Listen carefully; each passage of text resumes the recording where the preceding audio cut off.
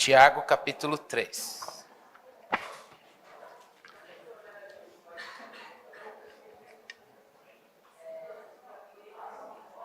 Versículo 13. Vou pedir para você deixar sua Bíblia aberta, nós vamos orar, pedindo ao Senhor que fale aos nossos corações. Vamos orar? Senhor, nós te agradecemos pelo privilégio de ter a tua palavra diante de nós, e agora que faremos a leitura e traremos a meditação, Senhor, nós pedimos a tua bênção sobre nós. Que o Senhor nos ensine a te ouvir na palavra. Que o Senhor nos dê um coração moldável, ensinável. Que o Senhor também nos dê fome de te ouvir. Deus, que a gente seja regido pela palavra. Que a gente não despreze a tua palavra. Ó Deus, que a tua palavra possa trazer as prioridades na vida, neste mundo, Senhor. E assim a gente viva aqui, mas como cidadãos dos céus. Ó Senhor, nós pedimos que o Senhor fale conosco. Não deixe que, ó Deus, nada nos impeça de te ouvir. Deus, se houver alguma coisa na nossa carne que impede de te ouvir, atua, Senhor. Se houver, Senhor Deus, alguma coisa das trevas, ó Deus, que quer nos roubar nesse momento, que o Senhor o repreenda no nome de Jesus. Senhor, que a tua bênção repouse sobre nós e o Espírito Santo paire, ó Deus, na pregação da tua palavra. É a nossa oração em nome de Jesus. Amém. Irmãos, eu não sei se você já teve a experiência, acredito se você vive com pessoas, acredito que sim, de se deparar com pessoas em que, seja no trabalho, em casa, na igreja, nas relações humanas, né, em que você já passou por situações de briga. Ou você causou a briga, estava no meio da briga, e quando viu, você sofreu, né? Foi alguma coisa fizeram contra você. E isso, de alguma forma, te desestabilizou. Isso, de alguma forma, te deu aquilo que você falou de uma maneira errada, forte, ou talvez aquilo que você ouviu também de uma maneira que foi agressiva e forte, feriu o seu coração. Nesta manhã, Deus vai nos falar, na leitura que faremos ao longo de todo esse trecho, o desafio que a gente tem de aprender a lidar com situações em que a gente passa pelo fight, né? pelo confronto.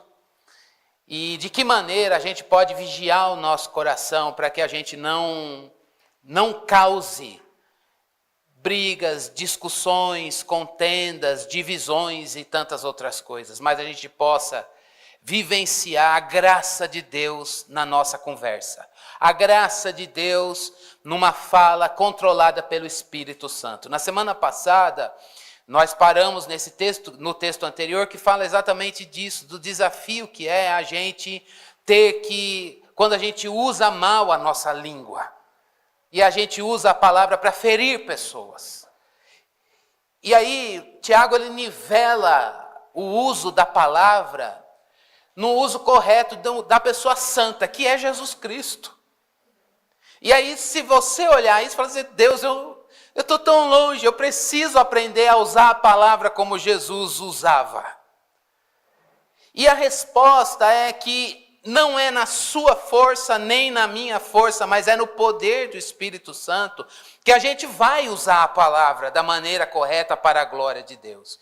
Então, na situação da carta de Tiago, estava acontecendo um problema lá na igreja. Primeiro, os mestres, eles estavam usando a palavra e formando discípulos, não com um coração puro. Então as pessoas usavam a palavra na igreja, mas numa perspectiva de contenda, numa perspectiva de partidarismo. Eles até falavam às vezes coisas corretas, mas isso brotava de um coração minado por questões pessoais, por orgulho, por inveja, por uma necessidade de ser reconhecido como uma pessoa que tem razão. E esses mestres, Tiago já exortou no texto eles na semana passada. E qual é o resultado disso? O resultado é que ele estava lidando com uma igreja dividida, uma igreja que estava sendo permeada por brigas, discórdias e contendas. E aí, para trazer machado na raiz, ele novamente vem falar sobre o uso da palavra. Por isso, nessa manhã, eu quero desafiar você novamente. Como você tem usado a sua palavra? Especificamente no texto, como que você tem usado a sua língua? Como você tem articulado a sua verbalização das coisas na dinâmica das relações com as pessoas? Não é na sua força que você vai usar a palavra da maneira correta. Não é na minha força que eu vou usar a palavra da maneira correta.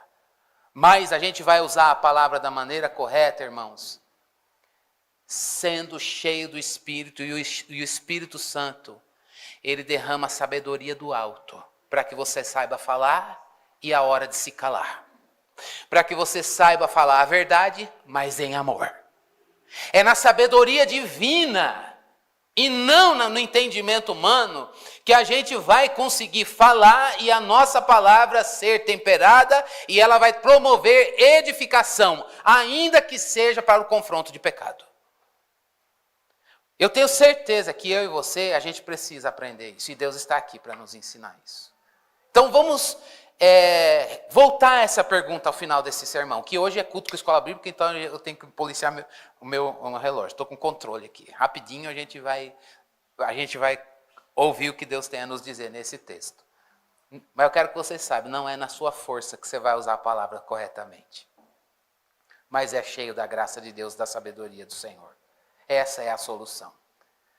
Talvez você fale a coisa certa, mas isso não brote de um coração descansado e em solitude com Deus. Talvez você, como a gente falou na semana passada, eu trouxe isso, que às vezes a gente fala a verdade para os nossos filhos, por exemplo, mas é só a voz de Deus que consegue chegar lá no coração. E às vezes a gente pode correr o risco de falar a verdade da palavra, mas com tanta ira. A Bíblia manda você amar. A Bíblia manda você adorar Ele sobre todas as coisas, seu herege. A gente está falando a coisa certa, mas isso está brotando de um coração extremamente irado e que talvez desautorize aquilo que está sendo verdade da palavra nos nossos lábios. Portanto, há uma esperança, a sabedoria do alto. Sabedoria na Bíblia, quero que você junte o uso da palavra, a língua, com sabedoria divina. Sabedoria divina não é uma questão só de intelecto e pensamento. Sabedoria na Bíblia é comportamento, é ética, como você vive. Sabedoria é conhecer a Deus para viver. Então, irmãos, Tiago está dizendo, olha, você está cheio de Bíblia? Pois a Bíblia gera vida. E vida na palavra, isso é sabedoria. Você pode ser uma pessoa iletrada, mas se você tem a palavra na tua mente e no teu coração, você é sábio. Instruído, a gente leu isso no Salmo. A palavra faz da sabedoria ao que é simples.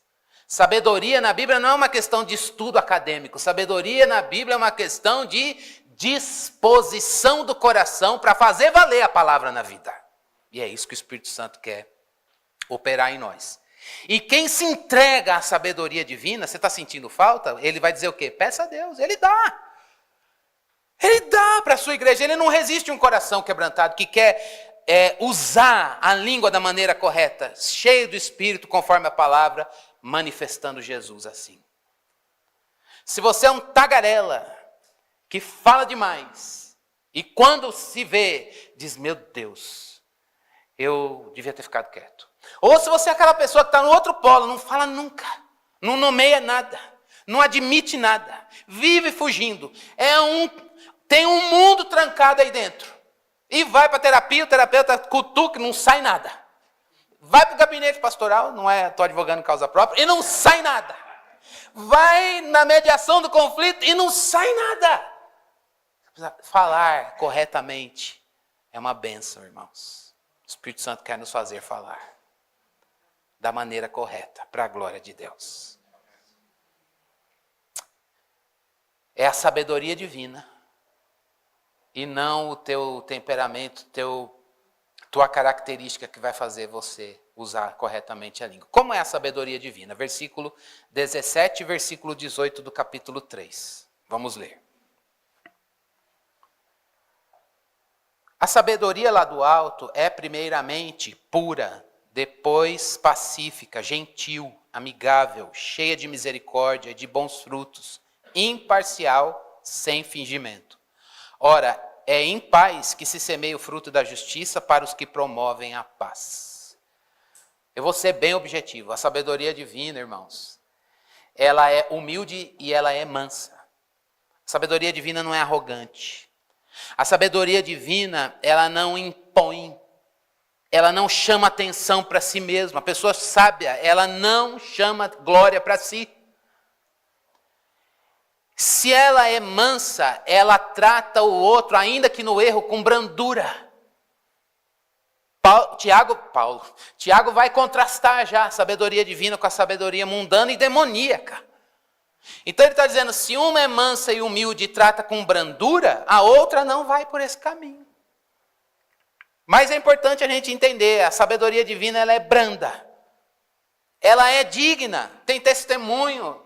Os ensinamentos de Jesus estão em operação na vida de um sábio. Enquanto o mundo diz, olha, você rouba a glória de Deus, ele diz, não. Há um nos céus que é digno de glória, a glória será dada a ele. Enquanto o mundo diz, siga seu caminho, quem é sábio vai dizer, não, eu sigo a vontade de Deus porque ela é boa, perfeita e agradável. A sabedoria divina, ela produz paz. Paz aí, irmãos, é a relação de comunhão, seja com Deus e com o nosso próximo. É um relacionamento harmonioso. A sabedoria do mundo não faz isso. A sabedoria divina, ela não é combativa. Ela é amigável. Ela não é combativa. Você, na sabedoria divina, não vive armado. Na sabedoria divina, você não fica ali, deixa eu me maquinar antes que me matem, deixa eu saber como ficar pronto para matar. Com palavras, é lógico. Não sei se você já teve essa experiência, acho que eu citei isso na semana passada, que às vezes a gente está tão assim, pronto para o fight, fala, se fulano passar na minha frente hoje e abrir a boca, eu já estou na ponta da língua para quebrar ele. Vou destruir ele com as palavras. Isso é combate. Isso é combate. Ele está dizendo, olha, a sabedoria divina, ela é amigável. E uma pessoa que é sábia, ela é disponível para ser ensinada, tratada. É uma pessoa ensinável, tratável. É uma pessoa educável. A sabedoria divina faz a gente ficar assim. Agora, olha como é a sabedoria do mundo. Demoníaca, o que Tiago vai dizer. Ele usa uma palavra muito forte. Volta comigo no versículo 14 e o versículo 16. Se pelo contrário vocês têm em seu coração inveja amargurada, sentimento de rivalidade, não se gloriem disso, nem mintam contra a verdade. Esta não é a sabedoria que desce lá do alto. Pelo contrário, é terrena, animal e demoníaca. Forte. O que é essa sabedoria terrena, animal e demoníaca? Ela é agressiva. Ela é cheia de inveja. Uma inveja amarga. O que é uma inveja amarga? Não é o erro de ontem. É o erro fermentado. Em que fulano falou, agiu e você... E aquilo aderiu ao teu caráter, virou ódio. E você só está esperando a hora certa para dizer, vem aqui. Agora você vai receber tudo que você me deu. Às vezes o mundo acha que isso é bonito. Ninguém passa a perna em mim. Ela é cheia de ambição egoísta. Às vezes ela está lidando com uma coisa que é certa.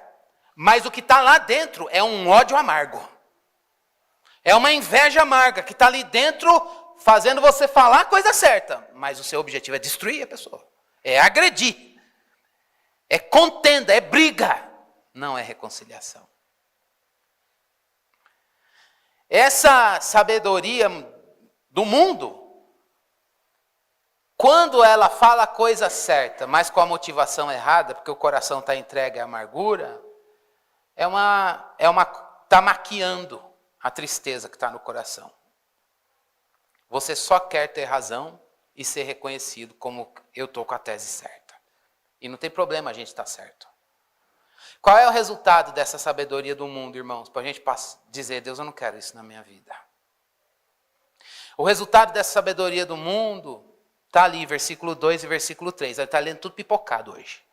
Perdão, nos versículos 2 e 3 do capítulo 4. Vamos ler 1. De onde procedem as guerras e brigas que há entre vocês? De onde, senão dos prazeres que estão em conflito dentro de vocês? Vocês cobiçam e nada têm, matam, sentem inveja, mas nada podem obter. Vivem a lutar e a fazer guerras. Nada têm, porque não pedem e não recebem, porque pedem mal, para se esbanjarem em seus prazeres. Tiago está dizendo, olha, o resultado dessa sabedoria, que é combativa, agressiva, com uma inveja amarga, e que também é permeada por essa ambição egoísta, o resultado dela na igreja que estava causando ali isso, os mestres estavam formando pessoas para isso, para o partidarismo e não para a unidade. Em primeiro lugar, cada um está querendo as coisas do seu jeito na igreja. Não, mas tem que ser assim, isso tem que ficar desse jeito, é assim que eu acho que é certo. E aí sempre tem um texto bíblico para embasar o que a gente acha que é certo.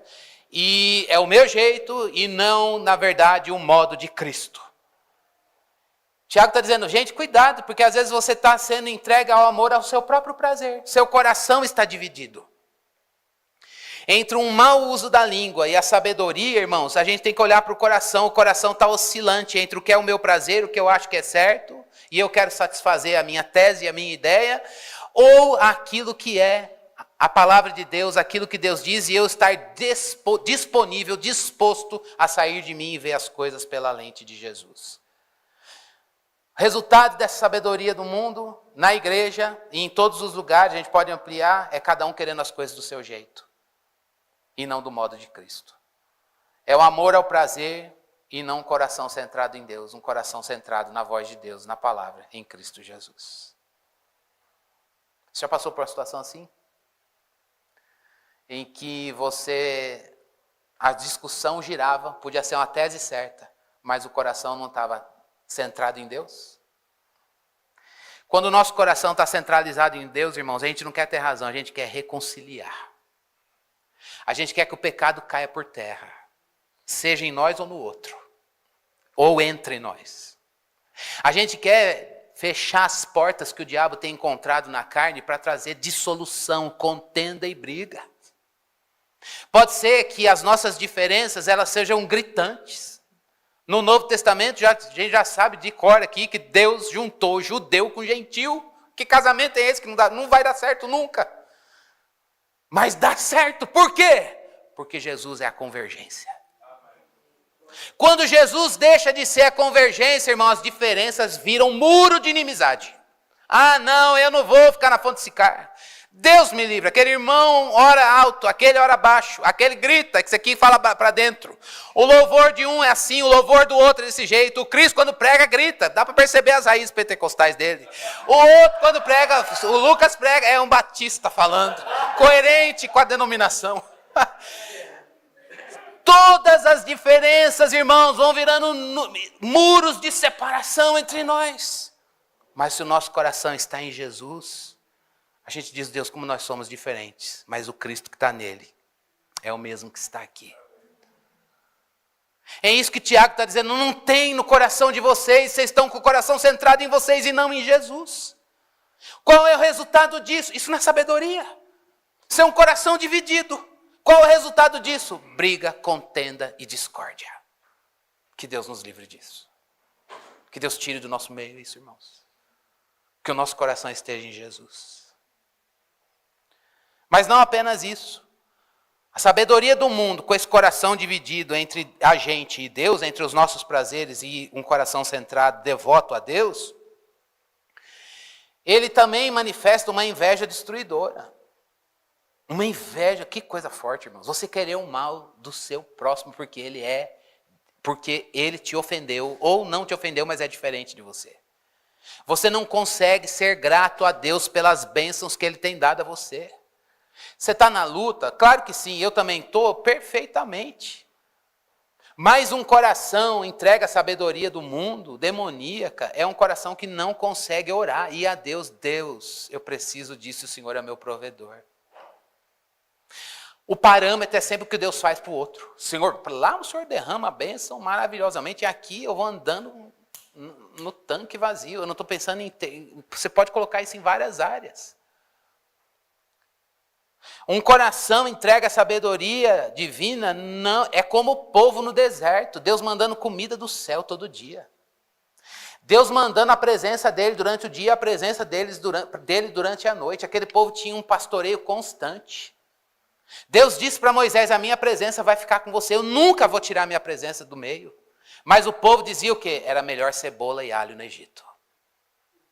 O que é isso, irmãos? É um coração dividido. É um coração dividido, e um coração dividido mina a sabedoria. Um coração dividido diz, não consigo ser grato a Deus, porque Ele manda uma comida que a terra não produz. Meu Deus do céu! Eu queria terra para plantar, Ele já tinha prometido, eles estavam indo em direção, mas não era o tempo ainda.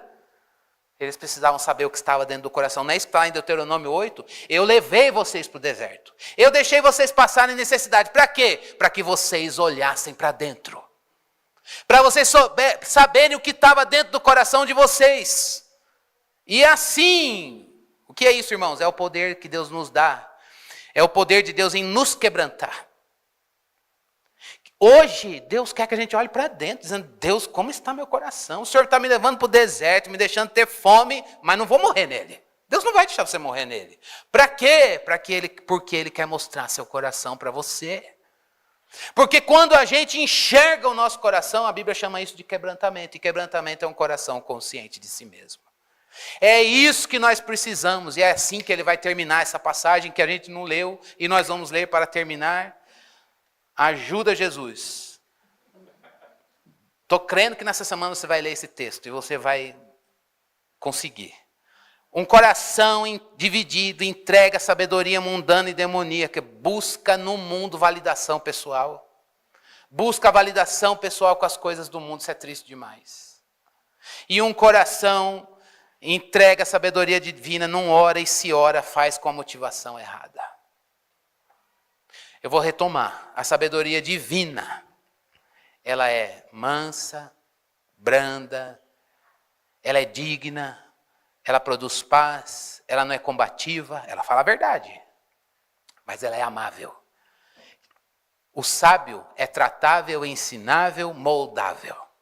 A sabedoria do mundo é agressiva, cheia de inveja amarga, não quer olhar para dentro do seu coração, não quer olhar e perceber as misérias do seu coração. E o que Deus manda a gente fazer? Capítulo 4, versículo 4. Vamos ler.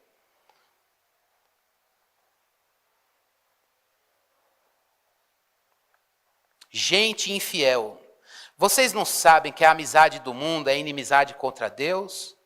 Aquele, pois, que quiser ser amigo do mundo, se torna inimigo de Deus.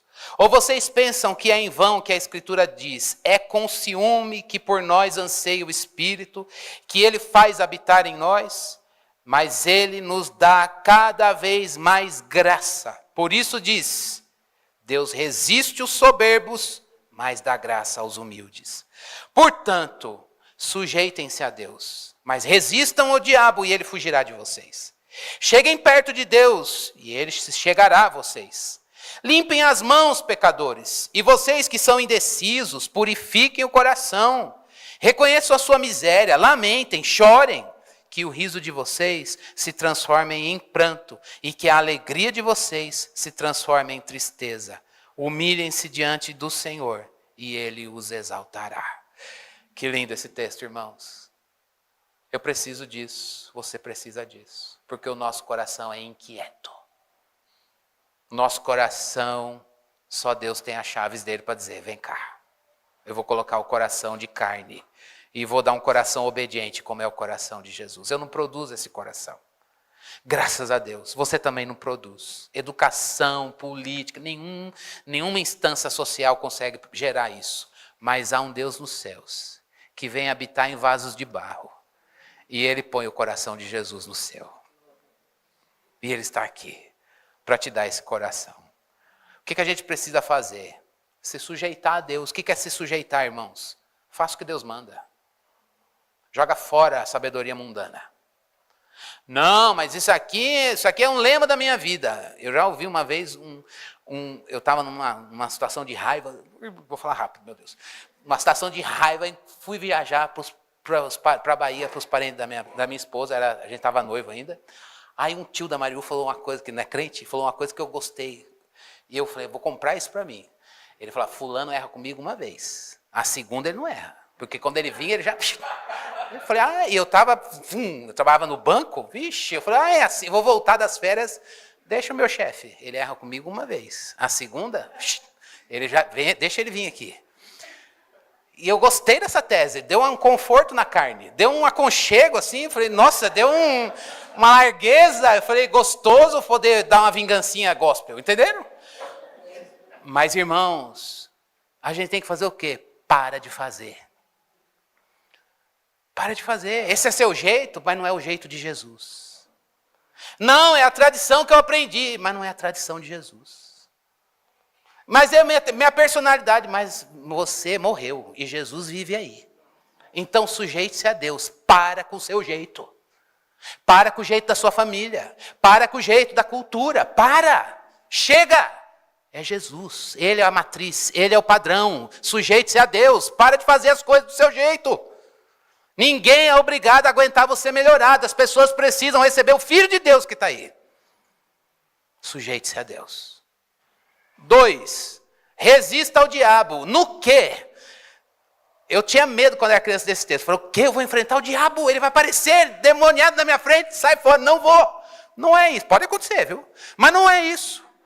Resistir ao diabo é você, olha, o que ele pôs? Qual é o prato de lentilha que ele colocou diante de você? Diga não. Ele fez isso com Jesus em Mateus capítulo 4. O Filho de Deus, ó, Filho de Deus, Filho de Deus, pega isso aqui. E ele, não. Qual foi o final? O diabo se ausentou. O tentador foi embora. Então o que ele tem oferecido para você? Diga não e não. Ele vai fugir, ele vai parar. Por quê? Porque ele está vendo Jesus, a palavra aí. Nesse momento que você está dizendo não, ele ameaça e ele acusa. Ele está dizendo, mas você sempre foi vingativo, agora você vai dar uma de crente? Pode ter certeza disso, prepare-se para isso.